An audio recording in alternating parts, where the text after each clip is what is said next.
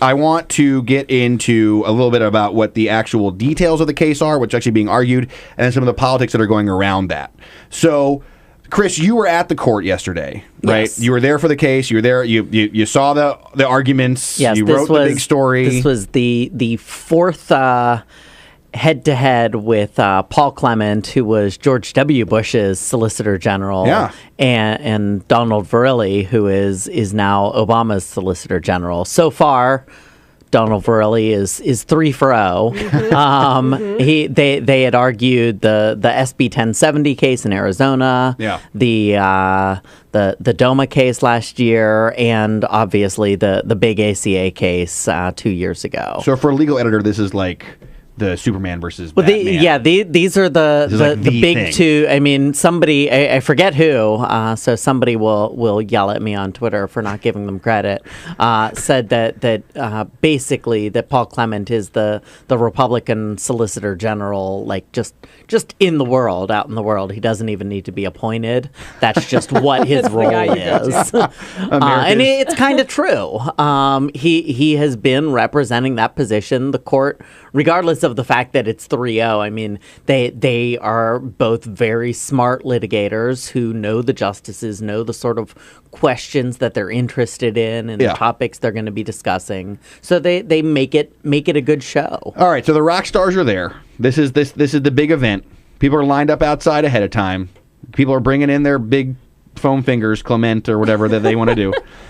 What were the arguments like? Give us a rundown a bit about what the case is about and how the arguments went yesterday. The fact of how the case is sort of set up was made very clear by the fact that when Paul Clement got up to attack this contraception mandate, the first 5 minutes of questioning was all from three justices.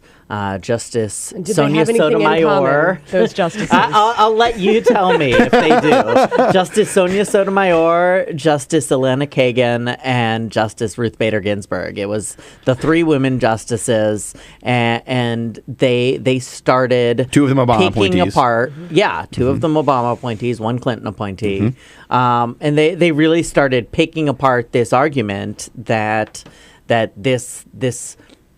this requirement that was promulgated by the HHS that employers have to provide health insurance that includes preventive care, including contraception coverage, and really start to get at the legal issues that underpin it. And there's 2 main questions. The first question is whether or not, and this has been what almost all of the focus has been on, is whether or not for-profit corporations can receive the protections of this 1993 religious freedom law that enables people to say, literally the law says persons, to say that some government regulation is creating a substantial burden on their practice of religion.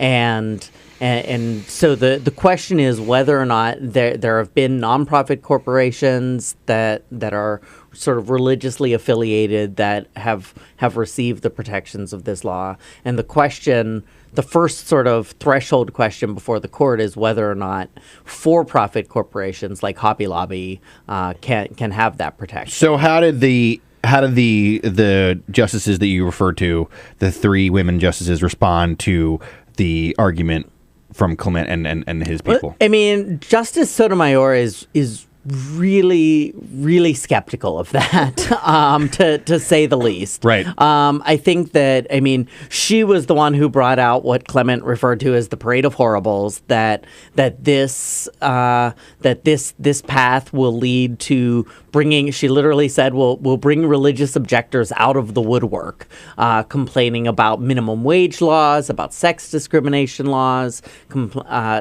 basically saying that they have that enforcing the child labor law creates a substantial burden on their religious beliefs, and so that therefore they should be exempted from the law. So that seems to be in Obama's corner.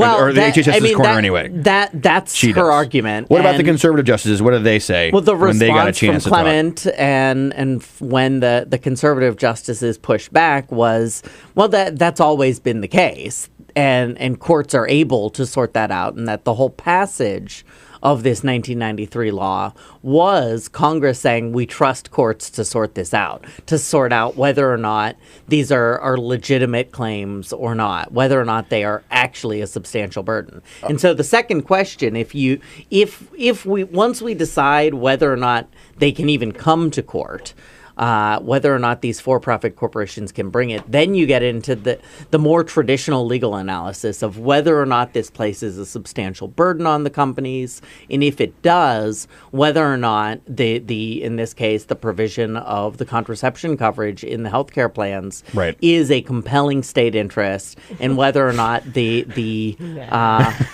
whether well, all right, Jess, depends. We're gonna get here. Well, no, that actually wasn't really argued. The main argument about the compelling state interest was whether or not the exceptions that the administration has written into the law constitute basically a backing off of being able to claim that as a compelling state You've got a great interest. story breaking all this down and sort of pushing back on the idea that this should be as much of a political hot button as it is. Well, Nevertheless, it is a political hot button. It's a political hot button because the decisions are going to change the way that the government has to consider when they're making legislation like this, because if the claims can come into court, they're going to need to make clear that it is a compelling state interest, that it isn't show somehow in the legislation or regulations that something isn't a substantial burden, because they'll know that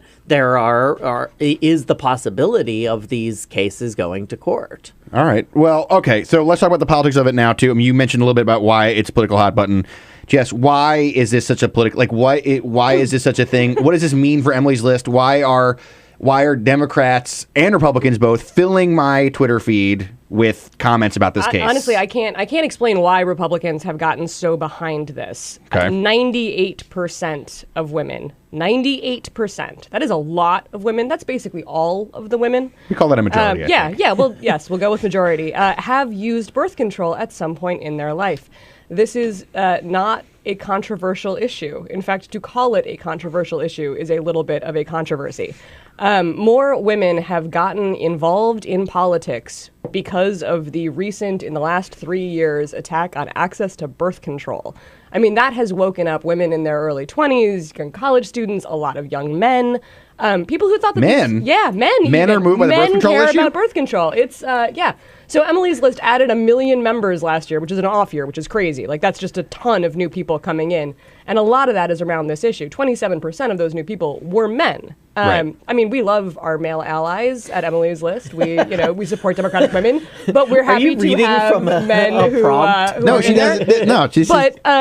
But 27% is a really big number for a women's organization. And I think that's because they are seeing these fights play out in 2014, which frankly they thought ended, with the 70s. We learned about them in elementary school, or, I guess a progressive elementary school. I learned about them in high school. Elementary school? Okay. So now you're advocating for birth control in elementary schools. Emily's List, folks. Don't hold me to that. But the point is, yesterday's arguments, and then in a couple of months when we get the decision, all of these flashpoints just give us a very clear contrast between the two parties. The Republicans are advocating just an amazingly regressive agenda, and women are responding in kind. We had the biggest gender gap in history in 2012. Then you had the 2013 elections where, Ken Cuccinelli loses single women by 42 points.